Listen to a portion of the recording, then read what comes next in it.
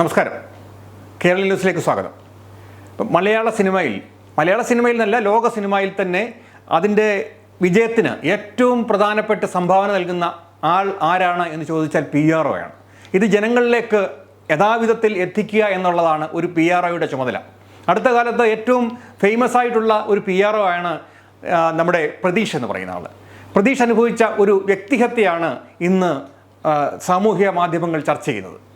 പ്രതീഷിനെ ഏൽപ്പിക്കുന്ന ഓരോ സിനിമയും വളരെയധികം അച്ചടക്കത്തോടെയും കൃത്യനിഷ്ഠതയോടെയും പ്രൊമോഷൻ വർക്ക് നടത്തിക്കൊണ്ടുവന്ന ഒരു PRO തന്നെയാണ് പ്രതീഷ് എന്ന കാര്യത്തിൽ ആർക്കും എതിരഭിപ്രായമില്ല.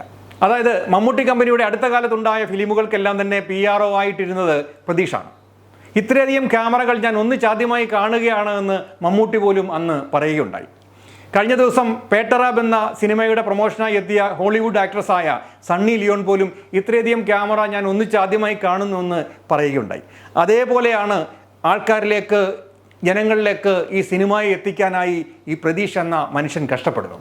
എന്തായാലും സിനിമയിൽ വിശ്വസ്തയോടെ പ്രവർത്തിക്കുന്ന ആൾക്കാർക്ക് നിലനിൽപ്പില്ല എന്നതിന് ഉത്തമ ഉദാഹരണമായി മാറിയിരിക്കുകയാണ് ഈ പ്രതീഷിൻ്റെ ഇന്ന് അനുഭവിക്കപ്പെട്ട മോശമായ അനുഭവം. പക്ഷേ ഇതുകൊണ്ടൊന്നും പ്രതീഷ് തകരുമെന്ന് അദ്ദേഹത്തെ അറിയാവുന്ന ആരും തന്നെ കരുതുന്നില്ല. പ്രതീഷിന് സംഭവിച്ചത് എന്താണെന്ന് പ്രതീഷ് തന്നെ പറയുന്നത് നമുക്ക് കേൾക്കാം. കഴിഞ്ഞ ഒരു 10-20 വർഷമായിട്ട് ചാനലുകളിലും അതിനുശേഷം മലയാള സിനിമയുടെ PRO ആയിട്ട് വർക്ക് ചെയ്യുകയാണ്.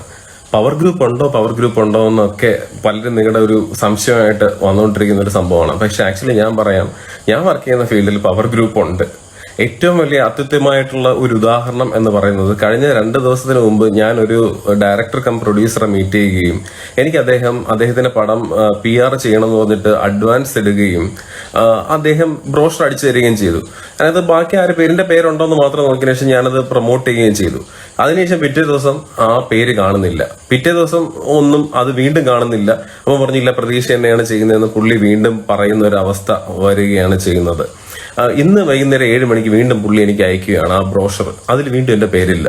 ചോദിച്ചു കഴിഞ്ഞ് കുറച്ചു നേരം കഴിഞ്ഞപ്പോഴേക്കും എന്നെ വിളിച്ച് അതിൽ ബന്ധപ്പെടുത്തിയ ആൾക്കാർ വീണ്ടും വേറൊരു പോസ്റ്റർ അയക്കുന്നു. അദ്ദേഹം വഴി തന്നെ ആ പോസ്റ്റർ വരുന്നു. അതിനകത്ത് എന്റെ പേരുണ്ട് തിരിച്ചിരുന്നിട്ട്.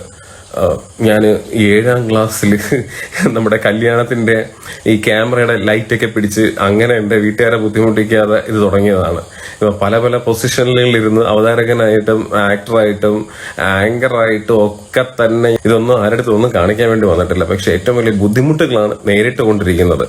പവർ ഗ്രൂപ്പ് എന്ന് പറയുന്ന ആ വ്യക്തി കാരണം തന്നെയാണ്, ഞാൻ വർക്ക് ചെയ്യുന്ന മേഖലയിൽ ആ വ്യക്തി കാരണം തന്നെ, ആ വ്യക്തികൾ കാരണം തന്നെയാണ് എനിക്ക് അംഗത്വം പോലും ആദ്യം കിട്ടാത്ത അവസ്ഥ ഉണ്ടായിട്ടുണ്ട്. ഞാൻ ഓരോന്ന് കൊടുക്കും, അത് റിജക്ട് ചെയ്യും. ആദ്യത്തെ എന്റെ അംഗത്വം പോലും റിജക്ട് ആയിട്ടുണ്ട്. അത്രയ്ക്ക് ബുദ്ധിമുട്ടിയാണ് ഈ സിനിമാ മേഖലയിൽ വന്നത്.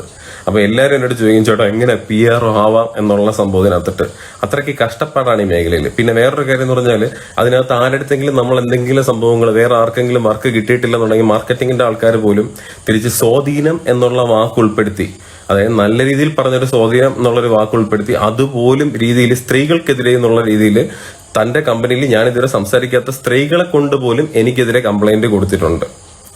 എന്നിട്ട് ഞാൻ അതിന് പോലീസ് സ്റ്റേഷനിൽ വരെ കയറി പോകേണ്ട അവസ്ഥ വന്നിട്ടുണ്ട്.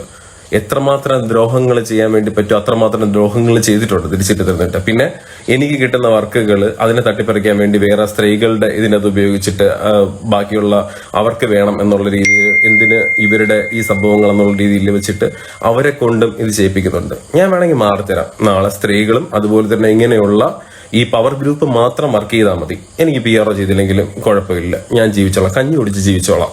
തിരിച്ചിട്ട് തന്നിട്ട് എനിക്ക് ഭയങ്കര കഷ്ടം തോന്നുന്നു കേട്ടോ. കാരണം എന്ന് പറയുമ്പോൾ ഒരുത്തനെ വിളിച്ചിട്ട് വ്യക്തിഹത്യ ചെയ്യുന്ന ഒരു സംഭവമാണ് ഇപ്പൊ നടന്നുകൊണ്ടിരിക്കുന്നത്. അതുകൊണ്ട് മാത്രം നിങ്ങളോട് ഞാൻ ഇത് പുറത്ത് പറയുക. ഇല്ല, ഞാൻ പുറത്തിറങ്ങണമെങ്കിൽ സൈക്കിൾ ചവിട്ടി പോവും, ബാക്കിയുള്ള കാര്യങ്ങൾ ചോദിക്കും. എന്റെ നാട്ടിലൊന്നും ആരും ചോദിക്കത്തില്ല. പക്ഷെ എനിക്ക് ഭയങ്കര ഹേർട്ടായിട്ടുള്ള സംഭവമായിരുന്നു ഇത്. അതുകൊണ്ട് മാത്രം ഞാൻ തുറന്ന് പറയുന്നു, എനിക്ക് സിനിമ എന്നുള്ളത് ഒരു പാഷനാണ്. Again telling, cinema is a passion. Television industry ഒരു പാഷനായിരുന്നു. ടെലിവിഷൻ ഇൻഡസ്ട്രി എല്ലാവരും എന്റെ നല്ല സഹോദരങ്ങളാണ്. സിനിമ ഇൻഡസ്ട്രിയിൽ ഞാൻ സെലിബ്രിറ്റി മാനേജ്മെന്റ് 8-9 വർഷം ചെയ്തു. അതിനു മുമ്പ് ഇവന്റ്സ് ഒക്കെ ചെയ്തിട്ടുണ്ട്. അന്ന് മുതൽ തുടങ്ങിയ സൗഹൃദമാണ് എനിക്ക് ഇന്ന് അവരോടൊപ്പം ഉള്ളത്. ആ സൗഹൃദം എന്നും കാണും. സോ എനിക്ക് പറയാൻ വാക്കില്ല. കാരണം പറയുമോ, ഈ പവർ ഗ്രൂപ്പ് 15 വരെ പവർ ഗ്രൂപ്പ് എന്നൊക്കെ പറയുമ്പോഴേക്കും എന്റെ അവസ്ഥ നിങ്ങൾ മനസ്സിലാക്കണം. ഈ പുറത്ത് കാണുന്ന മറ്റ് സൗന്ദര്യമൊന്നും എനിക്കില്ല തിരിച്ചു കാണിക്കാൻ വേണ്ടി. എന്തൊക്കെ ദ്രോഹം ചെയ്തിട്ടുള്ളതെന്നുള്ളത് എനിക്ക് മാത്രമേ അറിയത്തുള്ളൂ ഇതിനകത്തുള്ള പവർ ഗ്രൂപ്പ്. അപ്പം എന്നിട്ടും അങ്ങനെ ജീവിച്ചു പോവുകയാണ്. സോ എന്നെ സ്നേഹിച്ച എല്ലാവർക്കും നന്ദി. കാരണം നാളെ തിരിച്ചെന്നെ പറയുമ്പോൾ ഇതിന്റെ പേരിൽ ഞാൻ അറിയപ്പെടാനൊന്നും ആഗ്രഹിക്കുന്നില്ല. പിന്നെ ചെയ്ത സിനിമകൾക്ക് അന്താരാഷ്ട്ര അംഗീകാരം പോലും കിട്ടിയിട്ടുണ്ട്. ഓസ്കാർ അവാർഡ് ആയിരുന്നാലും നാഷണൽ അവാർഡ് ആയിരുന്നാലും കാൻ ഫിലിം ഫെസ്റ്റിവൽ ആയിരുന്നാലും എല്ലാം കിട്ടിയിട്ടുണ്ട്. അതൊക്കെ ദൈവത്തിന് മാത്രം നന്ദി പറയുന്ന ഒരു സംഭവമാണ്. നമ്മളൊന്നും ആഗ്രഹിച്ചിട്ടല്ല, നമ്മൾ അതിന്റെ പാഷന്റെ പുറത്ത് മാത്രം ചെയ്തതാണ്. സ്നേഹിച്ച എല്ലാ കൂട്ടുകാർക്കും നന്ദി, എല്ലാ മാധ്യമ സ്ഥാപനങ്ങൾക്കും നന്ദി.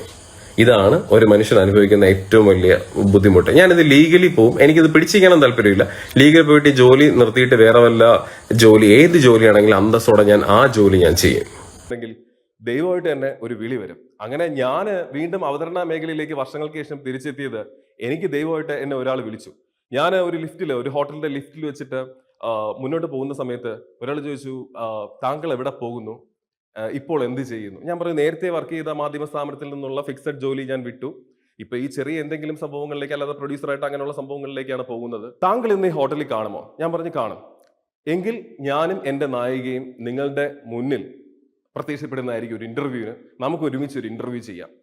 പറഞ്ഞത് മറ്റാരുമല്ല, സാക്ഷാൽ ദുൽഖർ സൽമാനാണ്. ഉച്ചയ്ക്ക് 12 മണിക്ക് പറഞ്ഞ അദ്ദേഹത്തിന് രാത്രി 12 മണി വരെ ചാനൽസിന്റെ ഷൂട്ട് ഉണ്ടായിരുന്നു. എങ്കിലും എന്നോട് പറഞ്ഞ വാക്കിന്റെ ഉറപ്പിന്മേൽ അദ്ദേഹവും നായിക ശോഭിതയും രാത്രി 12:05 വന്നിരുന്ന് ആ ഇന്റർവ്യൂവിന് വന്നിരുന്ന് ഏകദേശം 40ഓളം മിനിറ്റ് എന്നോടൊപ്പം ഉണ്ടായിരുന്നു. എന്തായാലും പ്രതീക്ഷ നാളെയും മറ്റന്നാളും സിനിമയുടെ വാഗ്ദാനം തന്നെയാണ്.